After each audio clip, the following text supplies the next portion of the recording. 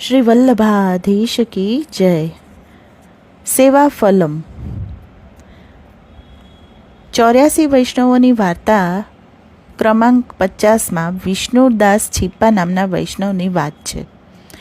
શ્રી મહાપ્રભુજીએ વિષ્ણુદાસને નામ નિવેદન કરાવ્યું ત્યારે વિષ્ણુદાસે વિનંતી કરી કે મહારાજ, હું મૂર્ખ છું, એથી એવી કૃપા કરો કે શ્રી ભાગવત આદિ આપના ગ્રંથોનું કંઈક જ્ઞાન થાય, આપના માર્ગનો સિદ્ધાંત મને સમજાય.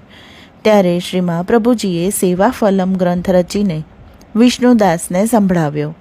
ત્યારે વિષ્ણુદાસે વિનંતી કરીને કહ્યું કે મહારાજ, સેવા ફલમ ગ્રંથ સાંભળવાથી બધા શાસ્ત્રનું જ્ઞાન થયું, પરંતુ સેવા ફલનો અભિપ્રાય સમજવામાં ન આવ્યો. ત્યારે શ્રી મહાપ્રભુજીએ સેવા ફલની ટીકા કરીને સંભળાવી. ત્યારે માર્ગનો સમગ્ર સિદ્ધાંત વિષ્ણુદાસને હૃદયારૂઢ થયો. તો બોલો શ્રી વલ્લભાધીશ કી જય. જય જય શ્રી રાધે.